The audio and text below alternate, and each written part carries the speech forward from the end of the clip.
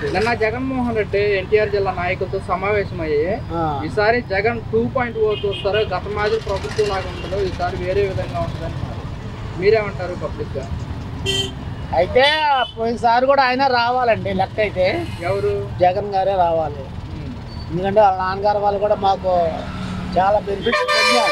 ఆరోగ్యశ్రీ కానీ అవి కానీ ఆపరేషన్ కూడా ఫ్రీగా అయింది. లేదా ఎప్పుడైనా నేను చనిపోవాల్సింది నిజం చెప్పాలంటే ఆయన కృప వల్ల బ్రతికాం.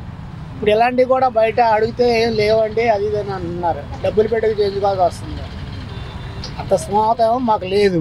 వడ్డీలు తీసుకొచ్చుకొని చేసుకోవాలి. ఆ వడ్డీలే కట్టాలా, ఈ హాస్పిటల్కి వెళ్ళాలా, ఈ రోజు ఇంట్లోకి చూసుకోవాలా, చాలా ఇబ్బందిగా ఉంది. ఏమైనా కానీ ఏంటి ఆటో వాళ్ళకి 10,000 అన్నాడు, ఏమీ లేవు. పిల్లలకి ఇది అన్నాడు, అవి లేవు.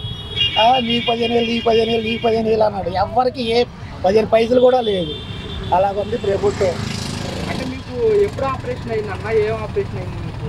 లోపల స్టోన్స్ వచ్చినాయి అన్న.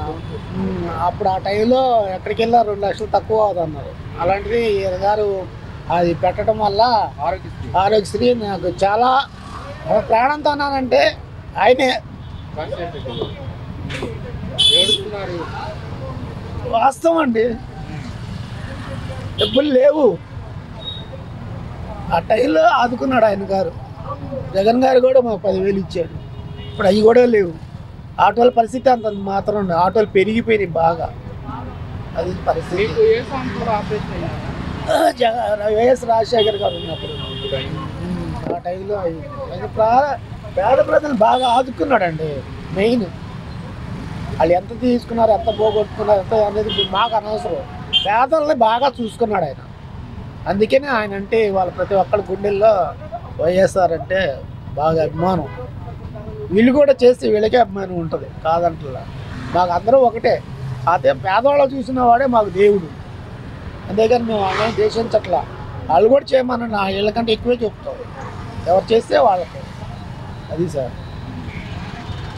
మరి ఇప్పుడు జగన్మోహన్ రెడ్డి ఇప్పుడు నిన్న వాళ్ళ నాయకులతో సమావేశమయ్యారు. ఈసారి మన ప్రభుత్వం వస్తే ఇబ్బంది పడుతున్న కార్యకర్తలకి నేను అండగా ఉంటానని చెప్తున్నాను.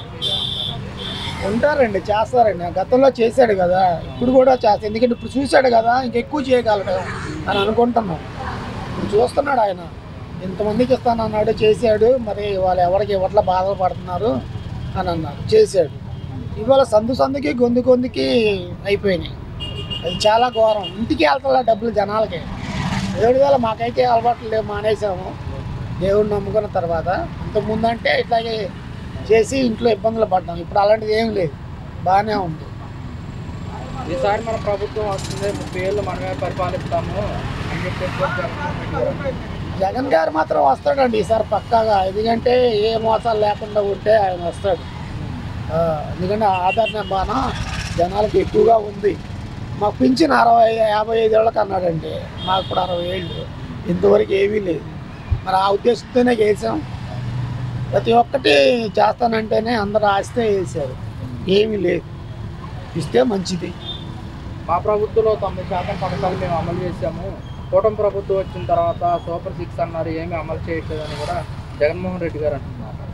ఏం అమలు చేసి ఏమైనా ఉంటే ఒక పింఛన్ ఒక్కటే నాకు కనబడుతుంది. నేను తిరుగుతాను కాబట్టి ఆటోలో కూడా అనుకుంటారు జనాలు, ఏం చేస్తున్నాడు అంటే. ఏం చేస్తున్నాడు? ఆ పింఛన్ ఒకటి ఇస్తున్నాడు, అంతమించి చేయలేదు. అమ్మఒడి లేదు, ఏమీ లేదు. జగన్ గారు ఉంటే అమ్మఒడి వచ్చింది, పింఛన్లు వచ్చినాయి, పేద పేదలను చూసేవాళ్ళు, ఇంటికి వచ్చి పొద్దున్న ఇచ్చేవాళ్ళు అని చెబుతున్నారు.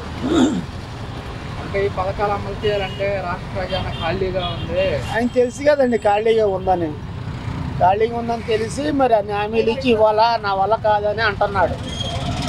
మరి జనాలు తెలుసు కదా ఇట్లాగే చేస్తున్నాడు ఏనా ప్రతిసారి. మరి ఏంటి జగన్మోహన్ రెడ్డి గారు ప్రజల్లోకి వస్తా అంటున్నారు, మరి ఇలా రావటం వల్ల వైఎస్ఆర్ కాంగ్రెస్ పార్టీ పుంజుకునే అవకాశం ఉంటుందంటారా? పక్కాగా ఉంటుంది, అందులో డౌటే లేదు. ఏంటి అంత నమ్మకం? అంతే, ఆయన చేస్తాడు, చేశాడు, తిన్నాము. ఈయన అబద్ధం ఆడకూడదు. మేము ₹1 తిన్నాం ఇవాళ దాంట్లో. ఈ రోజుకి కూడా చదువుతున్నా, ₹1 బిళ్ళ ఏంటో తెలియదు. ఆయన దాంట్లో నేను తిన్నాను. అభిమానం ఉంది.